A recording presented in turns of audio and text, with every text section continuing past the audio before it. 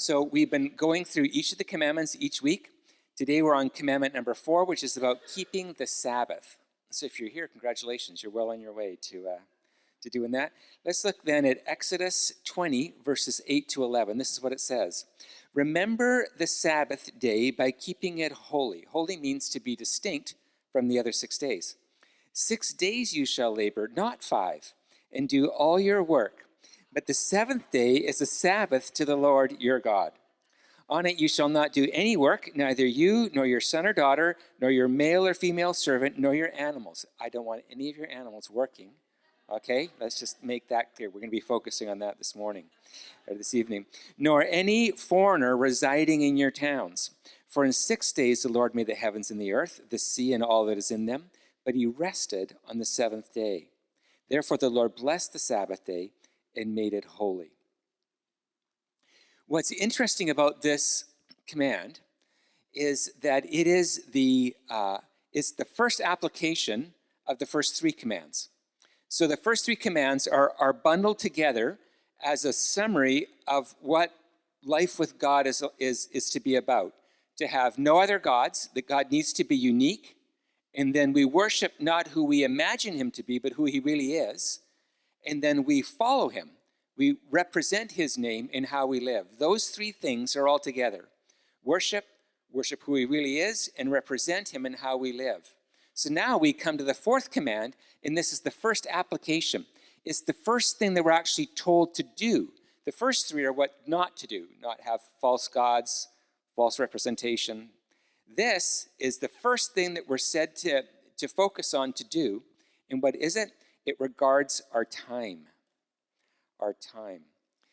Now, if you listen to somebody describe, if you ask somebody, what's been going on, how you doing these days, what we're typically going to hear, if you talk to me or anybody else, is we're busy. Aren't we all busy? I mean, we could be busy, conquering the next level of a video game, but we are busy. And I think that when we say that we're busy, it's a little bit like saying, I'm important. I'm not just lying around. I'm doing very, very important things with my life. It's kind of a way to, feel good about ourselves.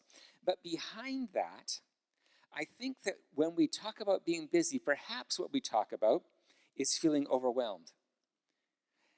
I can't imagine a time in which there's been more time pressure than in the day and age that we now live in. I think I listened to my mother telling stories of growing up on a farm in Saskatchewan. And wow, in every way, what a radically different time. Tons of just free time of doing nothing. Sure, when it was harvest time, you had to work really hard, but then you stopped doing that. Well, here, it seems as though we're just busy all the time, and we have to be. If we're living in the city, the amount of financial pressure, so we've got to work harder, these kinds of things. I think overwhelmed is often how we can characterize our life. So what is the solution that is often presented to us when we're overwhelmed and busy? I think it's about time management, and this is how it goes. That we need, wide margins in our life, and just lots of white space. It can't be so cluttered and always doing really important things. We need to have times to breathe. We need to evaluate our priorities. There's so much going on. We need to create a list of priorities, cut out the things that aren't so important, and just focus on the things that really matter. Maybe we need to do what's most life-giving. And people would say, what really brings you life? What makes you come alive? And then we dream about something, and they say, well, go do that. Then don't do those other things. Just do the things that make you really, really happy.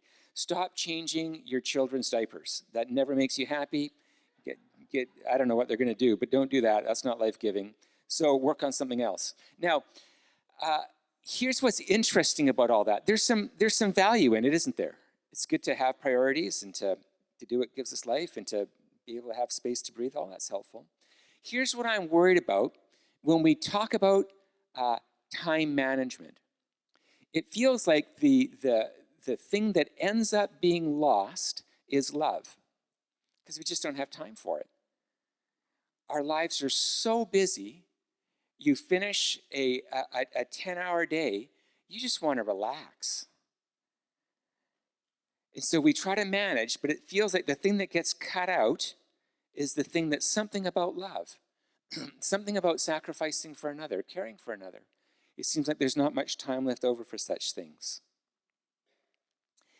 Instead of time management, God invites us to do something radically different. We don't manage our time. He invites us to redeem our time, to make everything meaningful and life-giving. And so what we want to do, since our time is primarily divided between work and rest, we're going to look at work and rest and discuss how do we actually redeem these two moments so that they're not something that we dread, but something that we can look forward to. So let's look first of all at the idea of work. What's interesting about work is the first time we hear about a human being working is before the fall. Before Adam and Eve sinned, Adam was given jobs to do, which was naming animals. What a great job, you know.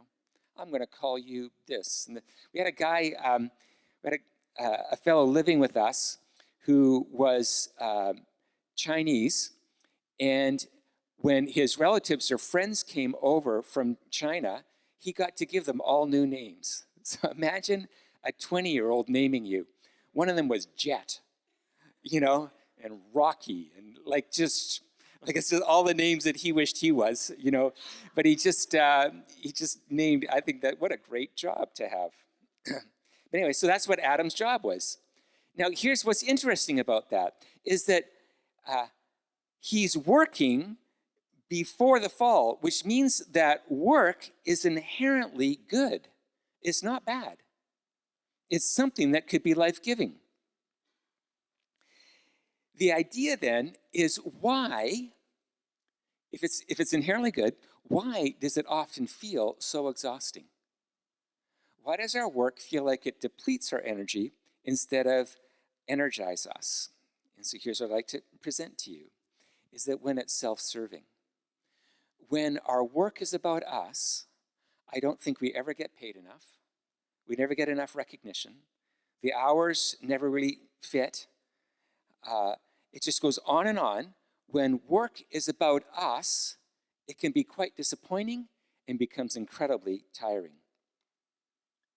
It's one of the reasons why we hear people looking for different vocations, moving through so many different careers, is because we're hoping that there's going to come this magic moment when we have a career that just fulfills us in every way.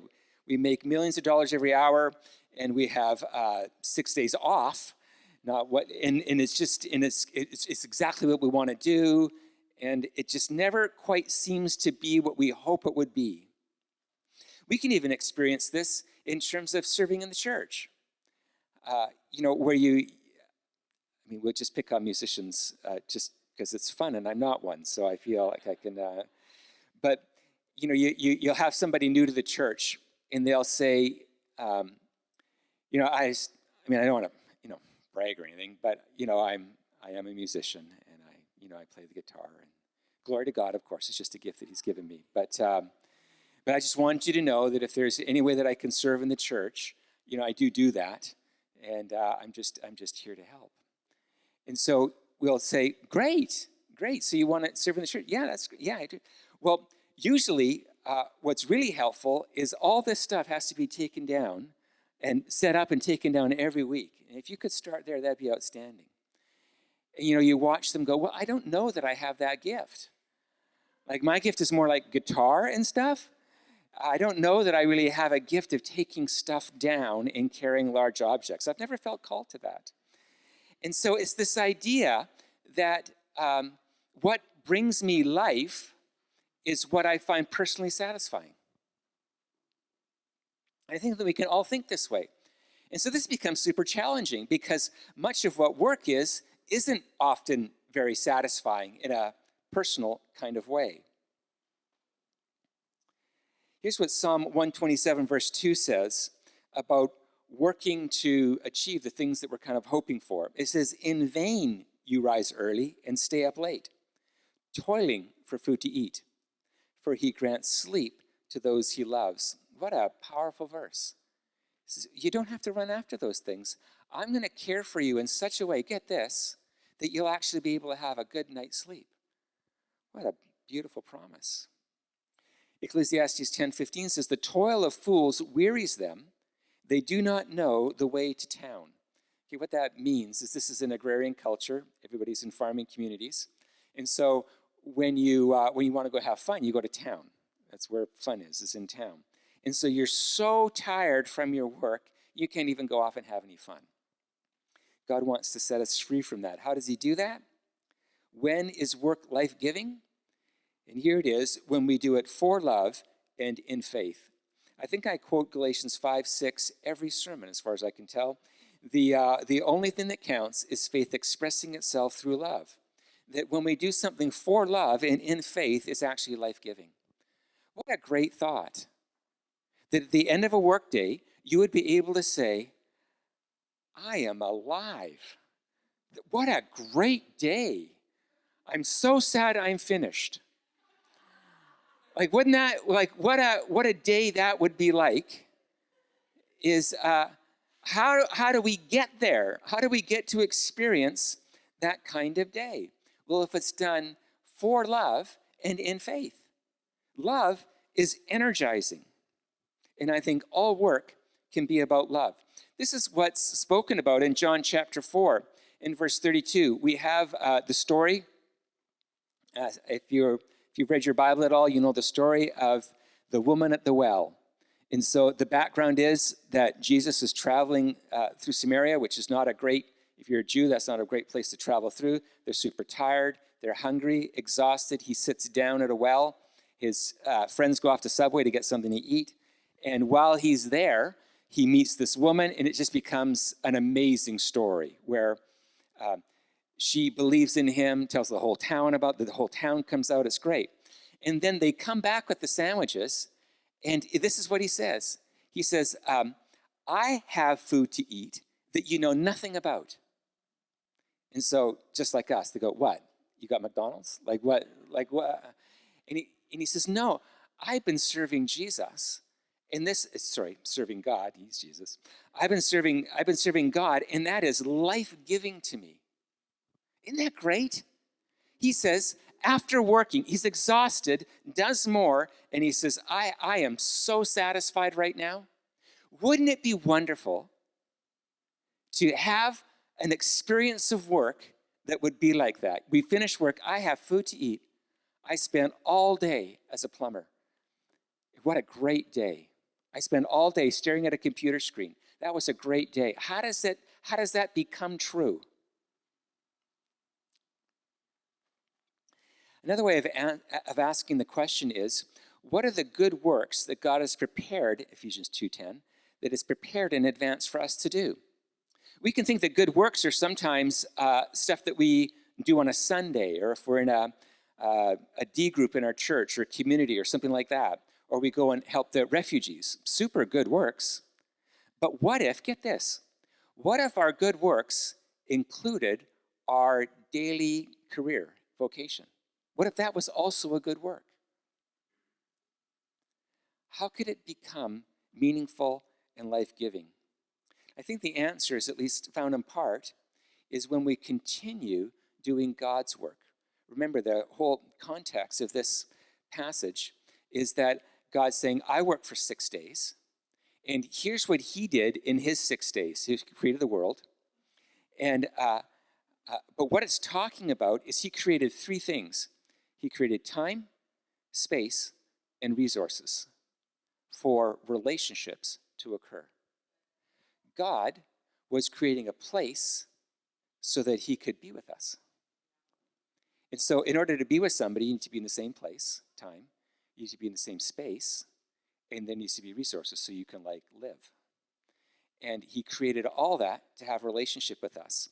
And then he says, what I'm commanding you to do now is to continue my work. And so if your work is about serving love and relationship, it's going to be as rewarding as my work is. So the challenge that you and I face is to somehow be able to view what looks like mundane work in such a way that it's about love and caring about others. I don't think it's that hard. I think every kind of work can be redeemed, not just managed or survived, it can be redeemed when it's done in love.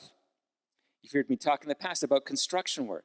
That the reason why you and I can enjoy this moment is because all the different trades who are participating in the building of this church. What noble work this is, to have a place for people to meet, homes to build where families can be together in warmth and safety. Construction work, get this, with all of you with calloused hands. Construction work is noble work that's about love. Now, if it's only about, you like working with your hands and you're hoping to make X number of dollars an hour, that's going to get really tiring. But if it's about love, now you have meaningful work. Some of you are in communications. Powerful work. You're helping people connect with one another. What a noble career that God's given you. That's a good work that God prepared in advance for you to do. Those of you who are in education, some of you are in entertainment. Some of you, there we go. Some of you are in healthcare. You're creating resources, health, for people to enjoy relationship. Some of you are in the legal system. All of these areas need to be redeemed by the love of God. And you've been sent there to carry on his ministry of bringing the world into right relationship with him and others. That is noble work. And we can be proud of the work that we do. You can always make work sound horrible. Can't you? I mean, you barely have to think about it. Well, all I really do is I hammer nails or shuffle paper. Or no, you don't. You're loving people. And to the degree that you're loving people is the degree to which that work is noble and life-giving. So work then is when it's washed through with faith and love, becomes something that doesn't leave us tired, it leaves us energized. So let's then move to rest. Why would we rest? If that's what work is about, then why would we ever rest? Because we wouldn't need to, because work is so great. Or why did God rest? Imagine he creates the world and he goes, that was exhausting. And I ran out of ideas when I got to the dinosaurs and the elephants. I didn't know what to do, and then I had to create humans, and that took forever. And it's like, why, he finishes all that, and then does it mean when he say that he rested on the seventh day, was he just exhausted? Is that what rest means? My experience of rest is mostly that. I wasn't working for love, I was working for me, and so then I can hardly wait for a day off to focus more on me. And that's somehow going to be rejuvenating. It's interesting. So when God said that he rested on the seventh day, what does that mean? Well, there's an author that I really like, and I got to hear him live at Regent College a number of years ago, and it just changed my perspective on what the Sabbath is and what rest means. His name is John Walton. And he says, what rest means, get this now, is to enjoy what you've made. That's what it means to rest.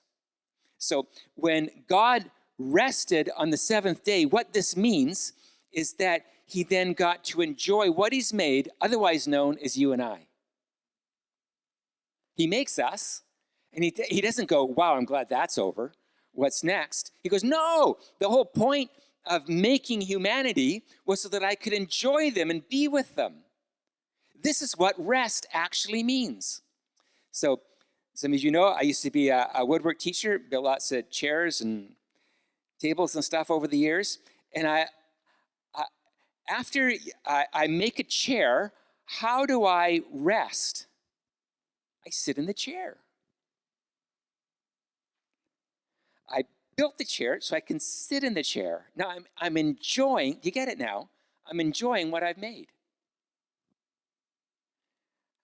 What a great thing to do. In parenting, how do you enjoy what you've made? I said this in the morning in Surrey, and Pastor Matt shouts out by sitting on them. I like the anyways. I thought that was pretty funny. So how do you enjoy? You don't just parent kids. You enjoy them. Have you ever gotten around to enjoying your kids? Some of you go, how can I do? I can't picture that right now, especially if they're under 5. It's just you're just praying for years to go by quickly. But no, what if we just enjoy our kids? We're not disciplining them or making a teachable moment or whatever it is. We just enjoy our kids. Marriage. What if we just get to enjoy one another instead of working on ourselves or working preferably on them or whatever it would be? Like, why don't we just enjoy the other person? Just enjoy them. I think that is so powerful. I think this is what should characterize our relationship with God, because I think it's what characterizes his relationship with us. Did you know that his primary agenda, get this, write it down, is to enjoy you, not to fix you, not to, he's so disappointed and he's waiting for when you're going to get it and really, really be serious about your commitment. He just wants to enjoy you. And anytime he asks anything of you, it's so that he can have an enjoyable relationship with you. This is what's going on. This is the culmination. Listen, the culmination of creation is enjoyment. I think this is absolutely remarkable. When we meet in communities or D groups, what if we just enjoy one another? This leads then to us understanding what the Sabbath is about. It needs to be a day that is characterized by this enjoyment. So the word Sabbath can't mean just a day off. Otherwise, everybody's having a Sabbath, whoever, if you take a couple of days off or a vacation, not everybody is taking Sabbath. They just have a day off. What's the difference between a day off and a Sabbath day? Well, the word means, it's a verb, and it means to stop doing what one has done so far. You could call a Sabbath day a stopping day. It's a stopping day. It's stop it. Whatever you're doing for the other 6 days, don't do that, and then you'll be fine. Just don't do the 6-day stuff. But what are we stopping to do? Well, we've already said it, haven't we? We're stopping to enjoy God and one another. One of the things that we talk a lot about when we think about having a church service is we want people to come here and feel refreshed. Yeah, you're going to feel challenged. But maybe it needs to primarily be a time of life and refreshment. To stop working and to enjoy God and enjoy one another. And this is what makes the Sabbath day holy or distinct from the other days. Let's then look at 2 ways that this gets expressed in rest. We're going to look at faith, love, then we'll conclude. So, in order to have a day of rest and enjoyment, it needs to be about faith. Here's why. To rest from our work, we must trust in God's work. To rest from our work, we need to trust in God's work. If you're working and somebody says, hey, you can get another shift. You can get overtime. You go, wow, that's pretty good. I could use the money. Why would we take a whole day off and not make more money? It's trusting that God is our provider, not just how hard I work. Isn't that a hard thing to trust God with? That he's going to provide? It takes faith to take a day off. It takes faith. And our faith is that God will provide, even as we're just simply enjoying him. Psalm 46:10 says, be still and know that I am God. There are some things that you and I will never know about God unless we're still. We just won't know it. Only by being still, only by resting in him, can we discover the sufficiency of his grace and kindness and provision. His kindness, his smile, only by being still. And so God invites us to devote a whole day to that. It's interesting that the root word for Sabbath is nephesh, which means to breathe. Another definition of the Sabbath day is a breath-giving day, where you just get to, breathe. What a great description of a day. Dr. Klaus Bachmiel, which is one of my favorite names to say, just sounds like he's smart with a name like Klaus Bachmiel, and he was. He was my professor at Regent College, and he was my ethics professor, and he describes what you're to do on a Sabbath day is you're to hang yourself on a clothesline and let the wind blow through. Isn't that great? You just picture just hanging there on a clothesline, and you let the wind of the Spirit blow through your life. What a great day. He wants you and I to experience days like that. But what you doing? Nothing.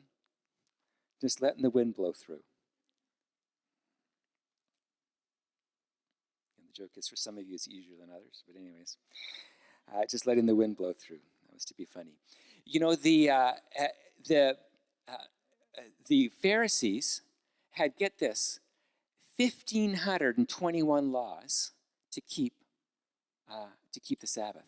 How do you even do that? 1,521 laws just for keeping the Sabbath. And Jesus comes and says, you know how you keep the Sabbath? Enjoy yourself. Just stop working and just enjoy yourself. What a kind, generous God. What does this look like practically? Well, it looks like love. Let's look at 4 things. We'll just go through them very quickly, but it's just to paint a picture of what a day of love and enjoyment and rest looks like. First of all, it's physical rest. Now, some of you, if you have physical labor, then it's physical rest. Some of us have jobs that are more mental labor, and then it's mental rest. But it's where you don't think much or you don't do much.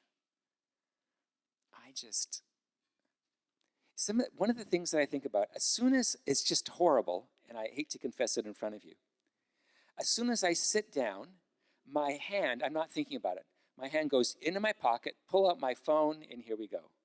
As soon as I have a minute, I just do that. Oh, it bugs me that I do that. And I try to think, because I'm a little bit older, like before, like computers and stuff, which is embarrassing. But before, we kind of sat there. Isn't that weird? Like we just sat there. I don't even remember sitting there. What you doing? I don't know. I'm just sitting here right now. What you thinking about? I don't know. Something, I guess. Like we sat around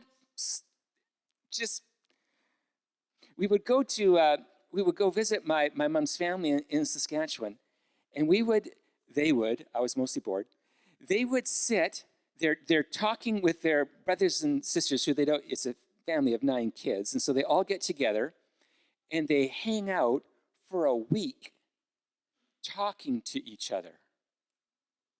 There's nothing going on in Saskatchewan. So all they're doing is they're just talking to each other. Isn't that incredible? I mean, it makes me nervous a little bit. I don't know if I could do that for that length of time. But this is what they do. What's really fun is ask Ted Morgan sometimes about what Vancouver, he will tell you Oak Street was a horse path. And he lived there. You can shake his hand, you can touch him. He was alive when Oak Street was a horse path. And where Oak Ridge Mall, or whatever it's going to become, that was a swamp. Isn't that great? That's a different time. It's a time when you could let the wind blow through. God wants to give us back that kind of time. What a huge gift. It's rest. It's spiritual reflection. It's this word that we talked about last year, which I still love because it's so rooted in the middle of the Bible. It's koinonia. It's a word that means more than just fellowship, like hanging out. It means being family together. We can hardly wait to see one another, being close. And it means sharing mercy. Listen to what Bachmill goes on to say. This is the summary statement of what the Sabbath is. Mercy is the proper interpreter of the Sabbath commandment. Isn't that interesting? If you were to summarize what this day of rest is to be about, it's receiving and giving away mercy. What an interesting way to think. It's just a day that lacks performance. It's just a kind day. Oh, what a beautiful day. The Pharisees, of course, with their 1,521 laws, didn't get this at all. And so they thought that when Jesus performed miracles on the Sabbath, they thought he was breaking the Sabbath.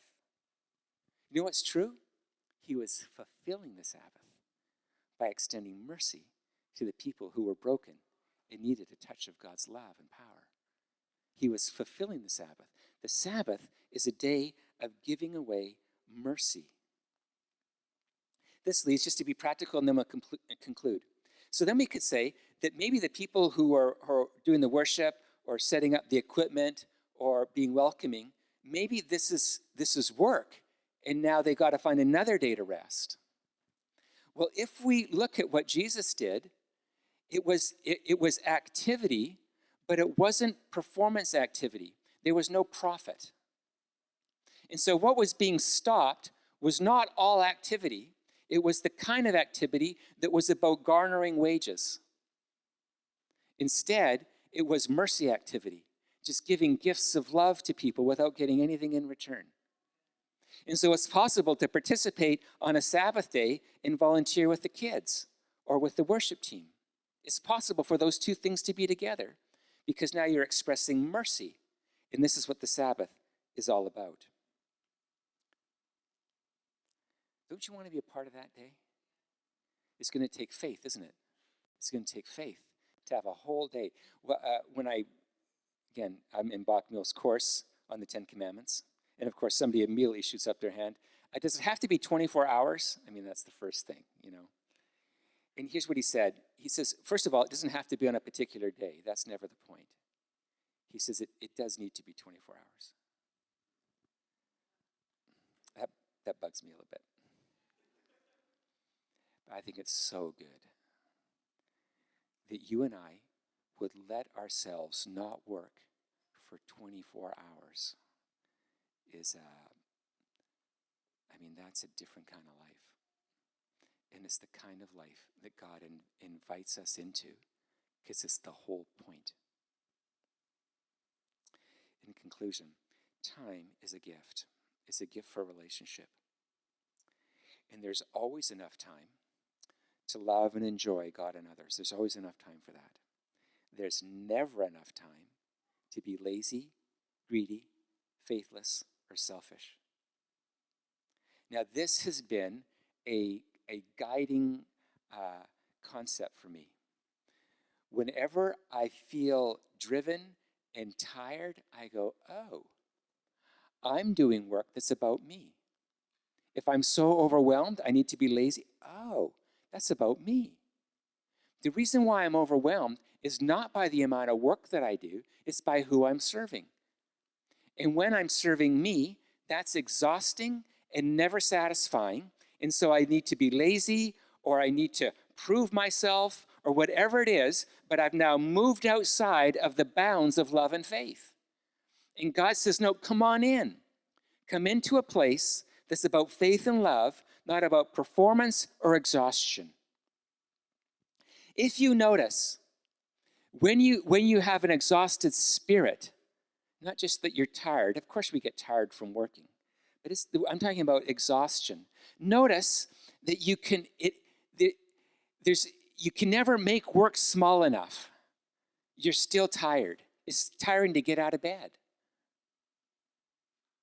Our freedom is found in love and faith, not in time management. Psalm 90:12 says, teach us to number our days aright, that we may gain a heart of wisdom. Father, show us, what does it look like to redeem time, not just manage time. Today, then, is the most important moment we can impact. I love Lord Chesterfield. What a great name to talk about time, resting on it. Anyways, take care of the minutes, for the hours will take care of themselves.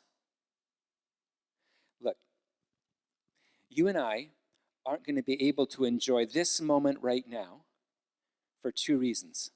We're worried about the past or the future. The past and the future always rob away today.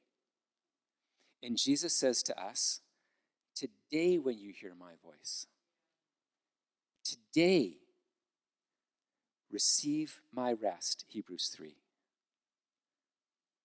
God wants to liberate us from our past discouragements and future worries by living in today. And we can only live in today by faith and love. The goal then, get this, I don't know if you're going to like me after this. Anyways, the goal is not to achieve a work-life balance. I don't think that's our goal in life. And I've never met anybody who does anyways. Our goal is to redeem both work and rest by making them about receiving and giving God's love by faith. And now, whether we're work, we're energized, and then we get to rest and be energized, and the whole of life is redeemed because it's under Jesus, trusting in him, enjoying his love. I find it fascinating that in the Old Testament, the Sabbath was on the last day of the week. So the idea is God created for 6 days, and then he rested. He enjoyed what he made. Great. But then they move the Sabbath to the first day of the week. Very interesting. And it's to do with Jesus' death and resurrection. But here's what's fascinating about this. Listen to this. If you grab hold of this, it can change your life. Any given week starts in rest. It doesn't end in rest. It's not, oh man, I can hardly wait for the end of the week. It actually, the first day of the week is the day of rest. And then what God invites us to do is to take that rest into the rest of the week so that even our work is redeemed and life-giving because we started in faith, resting in him, not having to prove something, not having to make sure that we can make enough money to survive. We're set free by his work and not ours. Listen to Matthew 11, 28 to 30. Come to me, all you who are weary and burdened, otherwise known as everyone living in Metro Vancouver. Come to me, all you who are weary and burdened, and I will give you rest. Not just one day off. I'm going to give you a spirit of rest. And now get this. Take my yoke upon you. What is a yoke? Well, that's, what they harness animals to do farm work with. So he says, I'm going to give you rest. Oh, and by the way, here's my yoke. So what he's saying is that there's going to be a way of doing work that is in rest. Take my yoke upon you and learn from me, for I am gentle and humble in heart, and you'll find rest for your souls, even when you're working. For my yoke is easy, and my burden is light. My friends, God has not called us to live an exhausted life.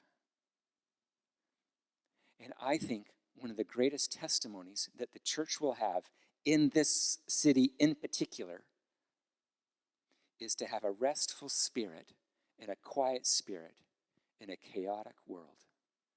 What a powerful testimony of the grace of God. We're going to be taking communion in a moment. So those of you who are worrying about that, you can start going. The worship team, you can come up.